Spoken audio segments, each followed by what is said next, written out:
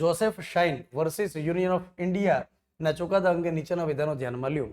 હવે બેઝિકલી આપણે વાત જોઈએ તો આ મુદ્દો બંધારણ સાથે જોડાયેલો નથી. આ મુદ્દો જે તે સમયે આવેલો હતો, મતલબ કે તાજેતરમાં કોઈ કેસ નથી આવ્યો, આ જે તે સમયે કેસ આવેલો છે. અને આ કેસ રહેલો બેઝિકલી આઈપીસી સાથે જોડાયેલો case, Indian penal code. Indian penal કોડની અંદર એક કલમ આવતી 497 નંબરની. હવે 497 નંબરની જે કલમ રહેલી છે એમાં વ્યભિચાર સંબંધી વિગત આપવામાં આવેલી છે. વ્યભિચાર, આ વ્યભિચારનો અર્થ થાય એડલ્ટરી. એનો અર્થ શું થાય કે માની લો કે પતિ પત્ની છે અને એમાંથી પત્નીને કોઈ પર પુરુષની સાથે સંબંધ છે.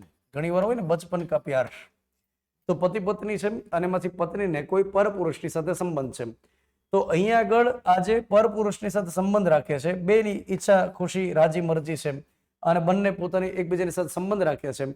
તો માની લો કે પતિને ક્યારેક ખબર પડી જાય, માની લો કે કારખાનેથી વહેલા ઘરે આવી ગયા હોય, તો માનો કે પતિને ખ્યાલ આવી ગયો, તો એ સમય દરમિયાન અહીંયા જે પતિને અધિકાર મળે કેસ નોંધાવવા માટે, એ કઈ બાબતનો કેસ કરશે? વ્યભિચાર માટેનો કેસ કરશે.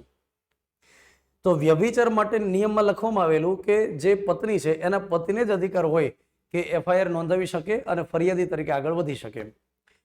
તો અહીંયા આગળ પતિ અને પત્ની અને જે પરપુરુષ છે એ બેનો જે આ વ્યભિચારનો ગુનો સાબિત થઈ જાય, તો નિયમ એમ કહેતો હતો કે જે પરપુરુષ હોય એને 5 વર્ષની સજા થાય અને જે પત્ની હોય એને કોઈ સજા ન થાય. આ 497 નંબરની કલમ જે વ્યભિચાર માટેની વાત કરતી હતી, આઈપીસી ની વાત છે. તો એમાં શું કહે છે કે પરપુરુષ જે હોય એને શિક્ષા થાય 5 વર્ષની અને જે પત્ની હોય એને કોઈ શિક્ષા ન થાય. તો આ તો એક રીતે લિંગના આધાર ભેદભાવ કહેવાય કે ન કહેવાય? લિંગના આધાર ભેદભાવ કહેવાય કે તુમ ખેલો તો ટુર્નામેન્ટ, હમ ખેલો તો ગિલ્લી દંડા. તો આના જેવું તો ન હોવું જોઈએ ને. અહીંયા આગળ જે આ બંને વચ્ચે સંબંધ રહ્યો એમાં બેની ઈચ્છા રાજી મરજી હતી. તો અહીંયા આગળ હું તમને એ સમજાવું કે આ બાબતને પડકારવામાં આવ્યું કે આ તો લિંગના આધારે ભેદભાવ થાય છે, જે આ વ્યક્તિને સજા થાય આ વ્યક્તિને સજા ન થાય. અને બીજું કે જ્યારે સુપ્રીમ કોર્ટની અંદર આ મુદ્દાને પડકારવામાં આવ્યું તો સુપ્રીમ કોર્ટે શું કીધું કે એક કામ કરો ભાઈ, આ વ્યભિચારને ગુનાની વ્યાખ્યામાંથી જ કાઢી નાખો. ગુનાની વ્યાખ્યામાંથી જ કાઢી નાખો, કેમ કે બેની ઈચ્છા રહેલી છે અહીંયા આગળ. જો આ એકની ઈચ્છા હોય અને પરાણે બળજબરીપૂર્વક સંબંધ રાખે તો એ બળાત્કારની ઘટના બને, પણ અહીંયા આગળ બેની ઈચ્છા મરજી રહેલી છે. અને બીજું કે પતિને માનો કે વાંધો હોય આ વ્યભિચારની બાબત છે, તો એની પાસે એ સ્ટ્રોંગ ગ્રાઉન્ડ મળે કે આને છૂટી કરી શકે. આ સુપ્રીમ કોર્ટે કીધેલું છે કે જો પતિને વાંધો હોય આ પ્રકારના સંબંધથી તો એની પત્નીને છૂટાછેડા આપી શકે, પણ પત્નીની પોતાની રાજી મરજી રહેલી છે કે એ કોની સાથે સંબંધ રાખે કોની સાથે ન રાખે. તો અહીંયા આગળ વ્યભિચારને જે ગુનામાં રાખેલું હતું એને ગુનાની શ્રેણીમાંથી રદ કરી નાખ્યું, એને ગુનાની શ્રેણીમાંથી રદ કરી નાખ્યું.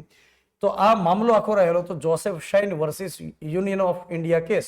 એમાં સૌથી પહેલું વાક્ય શું કહે છે કે સર્વોચ્ચ અદાલતે ભારતીય દંડ સંહિતાની કલમ જે આઈપીસી કહેતા એની કલમ 497 ને ગેરબંધારણી જાહેર કરી. તો આ વિગત સાચી રહેલી છે. અદાલતે જણાવ્યું કે વ્યભિચારનો કાયદો ભારતના બંધારણ હેઠળ મહિલાઓની સમાનતા અને ગૌરવના સિદ્ધાંતનું ઉલ્લંઘન કરે છે. તો એમને આ વાત સાચી રહેલી છે કે સુપ્રીમ કોર્ટે કીધેલું કે ભાઈ એમની મરજી છે, ઈચ્છા મરજી છે અને જેની સાથે ઈચ્છા છે એમની સાથે રિલેશન મારે, જો પતિને વાંધો હોય તો એમને છૂટાછેડા આપી શકે.